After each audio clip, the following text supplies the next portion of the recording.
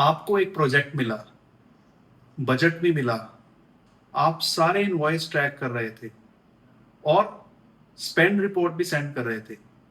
Project के and में steering committee ने आपको बुलाया और आपको कहा कि आपका प्रोजेक्ट $80,000 ओवर बजट है। गलती क्या हुई? आप पैसे तो ट्रैक कर रहे थे बट मैनेज नहीं कर रहे थे। ये दोनों चीजें अलग अलग हैं।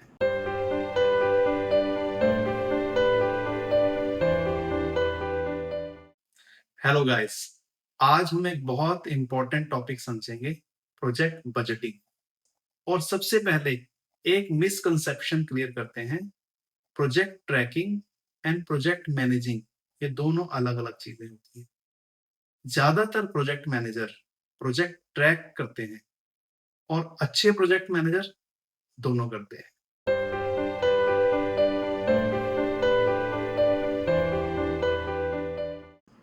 तो सबसे पहले समझते हैं कि प्रोजेक्ट बजट होता क्या है। ये एक अप्रूव्ड कॉस्ट है, एक कमिटमेंट है जिसकी 3 लेयर्स होती हैं। पहली लेयर होती है कॉस्ट बेसलाइन, जो बताती है कि कितना पैसा कहाँ और कब खर्च होगा। दूसरी होती है कंटीजेंसी रिजर्व, जो कुछ आइडेंटिफाइड रिस्क के लिए, जिसे हम कहते हैं नॉन अननोन्स, यानी कुछ ऐसे रिस्क हैं जो हमें पता है बट उसका इम्पैक्ट क्या होगा, कितना खर्चा होगा उसके लिए हम अलग से एक रिजर्व कर देते हैं, जिसे कहते हैं कंटीजेंसी रिजर्व। और तीसरा होता है मैनेजमेंट रिजर्व, जो एग्जीक्यूटिव के पास होता है फॉर अननोन सरप्राइजेस के लिए, जिसे हम कहते हैं अननोन अननोन्स। तो जब कोई कहता है कि आपका प्रोजेक्ट ओवर बजट है, इसका मतलब क्या है कि उसका स्पेंड कॉस्ट बेसलाइन से ज्यादा है। लेकिन अगर आपने कॉस्ट बेसलाइन सॉलिड तरीके से की ही नहीं तो आप ट्रैक किससे करोगे?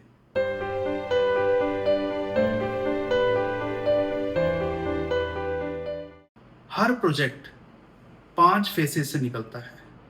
पहला इनिशिएशन फेज, जहां पे रफ एस्टिमेट बनाया जाता है, जो -25% से लेके +75% के बीच में होता है। मतलब काफी बड़ा गैप है बट दिस इज नॉर्मल। दूसरा होता है प्लानिंग फेज, जिसमें हम प्रोजेक्ट को WBS में कन्वर्ट करते हैं, वर्क ब्रेकडाउन स्ट्रक्चर में कन्वर्ट करते हैं और हर पैकेज का एस्टिमेट करते हैं, जैसे बॉटम अप एस्टिमेट करते हो और इसका एक पूरा प्लानिंग करते हो और वो प्लानिंग को और उस कॉस्ट को आप अप्रूव करवाते हो।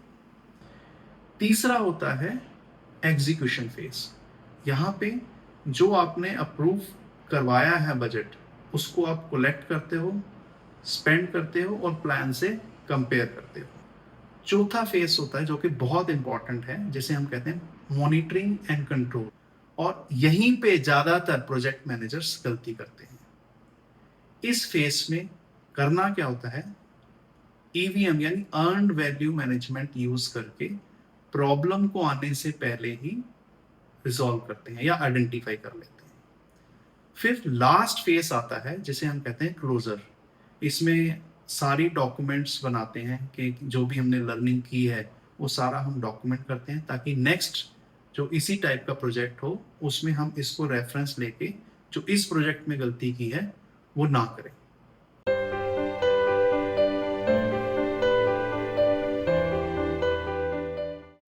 ज्यादातर प्रोजेक्ट ओवर बजट क्यों होते हैं?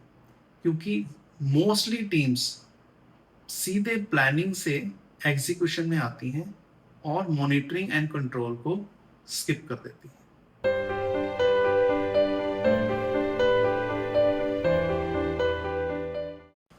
So let's understand with a real example. एक कंपनी है गैनिक्सियाई, जो एक क्लाउड माइग्रेशन प्रोजेक्ट को रन कर रही है। उसकी एक प्रोजेक्ट मैनेजर है सारा। उसने कॉस्ट को ऐसे ही लमसम अप्रूव नहीं करवाया, उसने प्रोजेक्ट को डिवाइड किया, उसने उसका एक वर्क ब्रेकडाउन स्ट्रक्चर बनाया, प्रोजेक्ट को 6 फेसेस में और 20 वर्क पैकेजेस में डिवाइड किया। हर वर्क पैकेजेस में उसने कैलकुलेट किया कि इसमें कितना कॉस्ट लगेगा, कितना मटेरियल लगेगा, कितनी लेबर लगेगी, और उसके कैलकुलेट करने के बाद पूरे प्रोजेक्ट का cost including contingency reserve is $561,000। अब वो हर महीने ये चेक करती है कि कितना प्लान्ड एक्सपेंस था और कितना एक्चुअल एक्सपेंस हुआ और कितना प्रोजेक्ट कंप्लीट हुआ। तो यही 3 तरीके हैं हर प्रोजेक्ट को ट्रैक करने के लिए।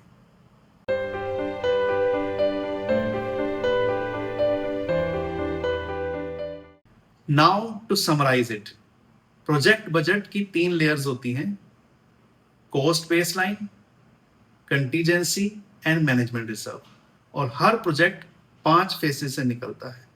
सो इसके लिए एक्टिव मैनेजमेंट चाहिए, ना कि पैसिव ट्रैकिंग। अगले एपिसोड में हम और डीप जाएंगे और उन 7 कैटेगरीज को देखेंगे जो हर प्रोजेक्ट मैनेजर को हर प्रोजेक्ट में डालनी चाहिए, और उस कैटेगरी को भी देखेंगे जो ज्यादातर प्रोजेक्ट मैनेजर भूल जाते हैं। तो सब्सक्राइब कीजिए। See you in the next episode. Thank you.